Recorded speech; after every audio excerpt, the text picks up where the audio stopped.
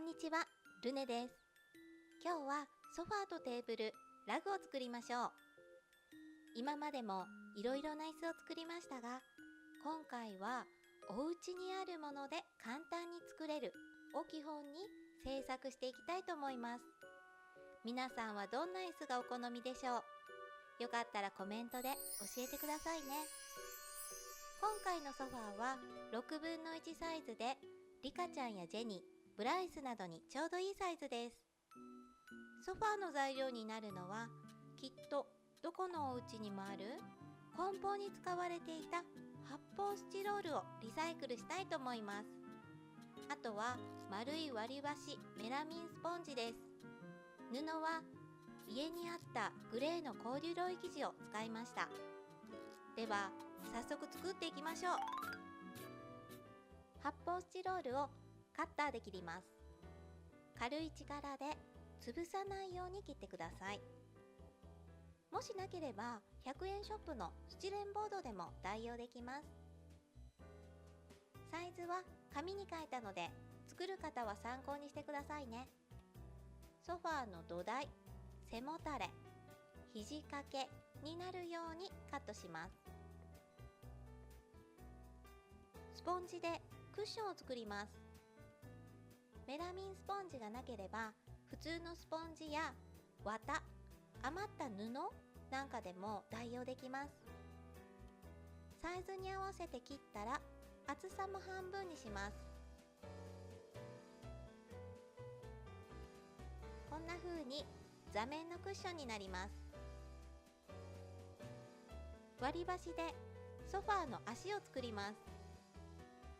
切るのが硬いので気をつけてくださいね。4センチに切ったら長かったので 3.5 センチでいいと思います。ソファーの土台に6箇所、足をつける穴を開けておきます。布をこのサイズにカットします。発泡スチロールより少し大きいくらいです。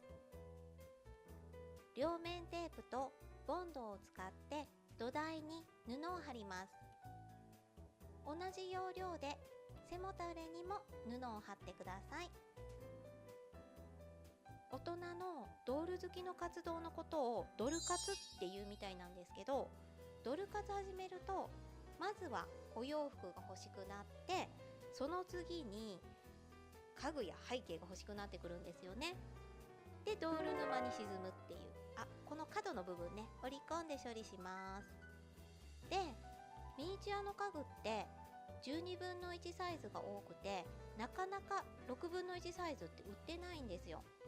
売ってても高かったりして、で手に入りやすい12分の1サイズはシルバニアファミリーにちょうどいいサイズなので、リカちゃんには小さくて合わないんです。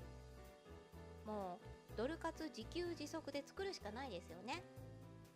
もちろんお子様のお人形遊びにも使えると思いますし、この動画で作っていただけたらとっても嬉しいです。インスタで教えてもらえたら見に行ってフォローしますね。次、こちらは肘掛けです。先に両面テープで端の処理をしてから布を貼るときれいに貼れますよ。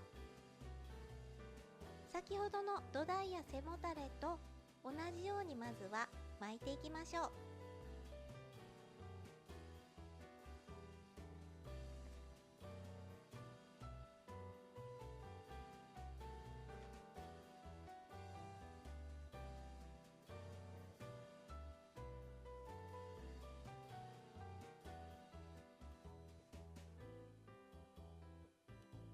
ここまで巻いたら余分な布をカットして合わせ目をボンドで留めます。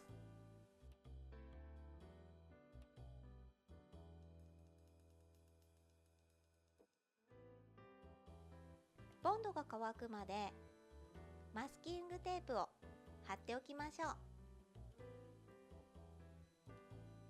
ボンドが乾いたら組み立てていきます。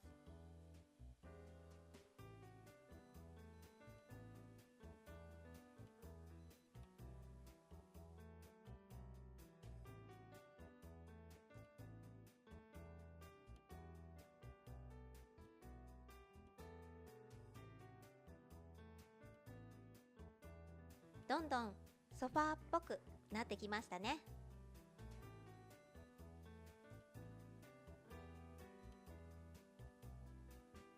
ボンドで足をつけます。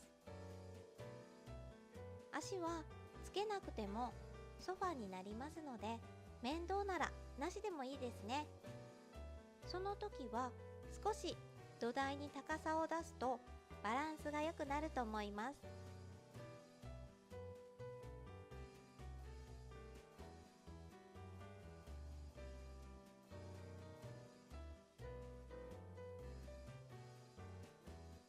ミシンでクッションを2つと座面クッションも2つ縫いましょう。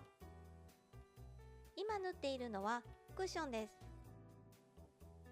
両端をミシンで縫ったら裏返します。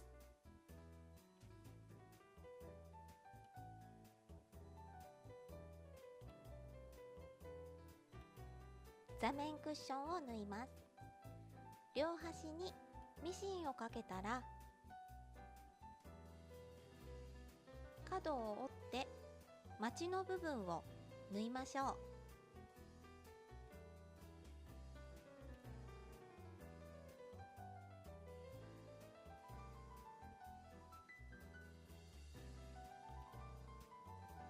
ひっくり返してみます。まちの部分があるとぐっとソファー感が出ますよね。メラミンスポンジを入れたら縫い留めて仕上げましょう。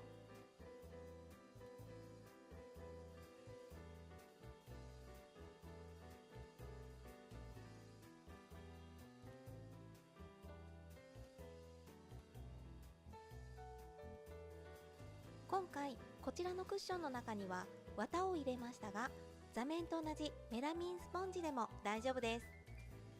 クッションの生地を変えて作っても可愛いでしょうね。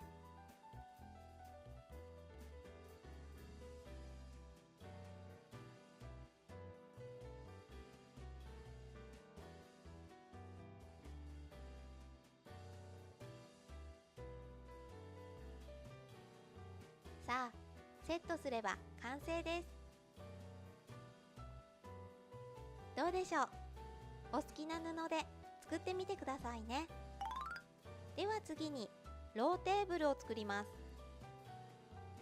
どこのお家にもあるバルサ材とヒノキ棒の切れ端です。中途半端に残って困りますよね。普通ないですか。じゃあない方はホームセンターで買ってきてください。テーブルのサイズはどうしよっかな。いつもこんな感じで考えながら作ってます。先に計画を練るのが苦手なので、とりあえず作り始めてしまうタイプですね。サイズが決まったら切っていきます。バルサ材は柔らかいのでカッターで切れます。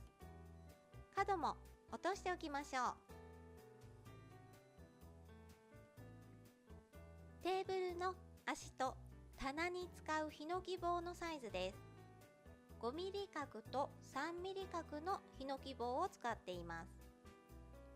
ヒノキ棒はカッターでも切れますが、硬いので気をつけてください。私は力がないので小さなノコギリで切りました。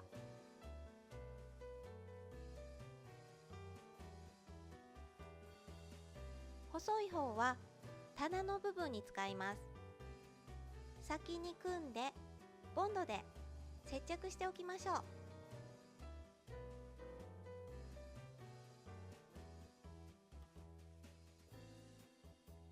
テーブルの足をこの字型に接着します。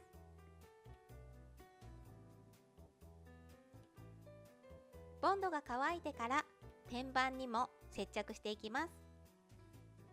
木材のカットさえできれば、あとはとっても簡単ですね。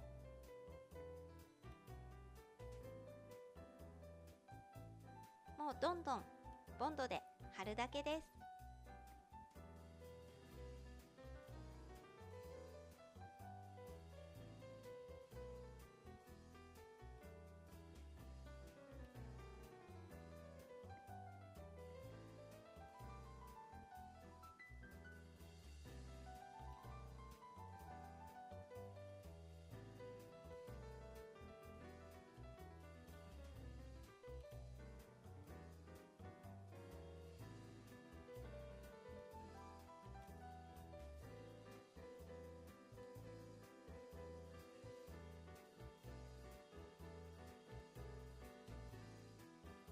のままの色でも可愛いんですが、水性ニスです。これは家にありませんでしたので、ダイソーさんで100円で購入してきました。よく振ってから使いましょう。色は欅と悩みましたが、チークにしました。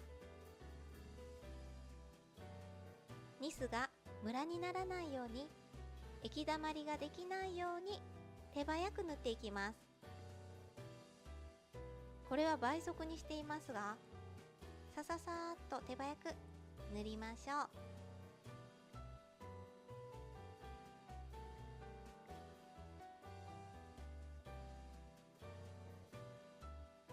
ついでにソファーの足も塗りましょう。本当は接着する前に塗ればよかったんですけどね。2度塗りすると深みが出ます。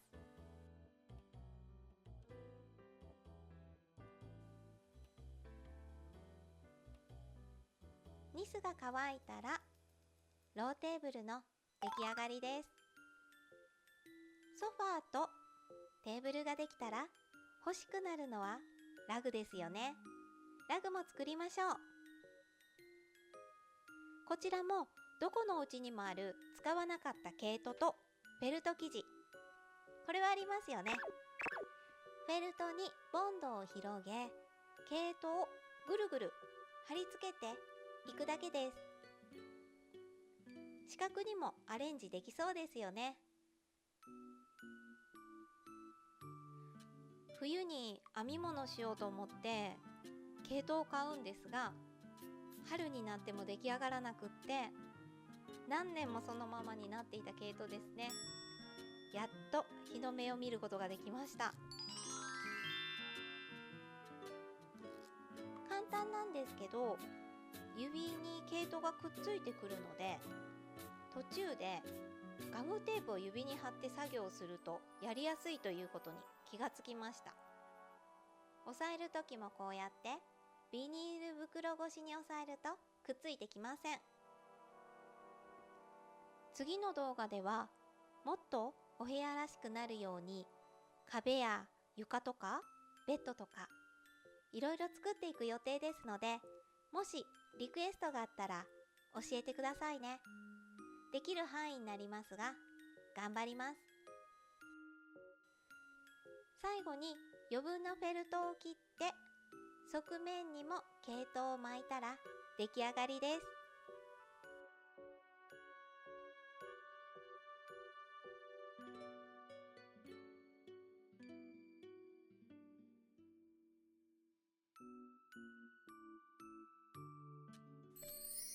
最後まで見ていただきありがとうございました。また見てくださいね。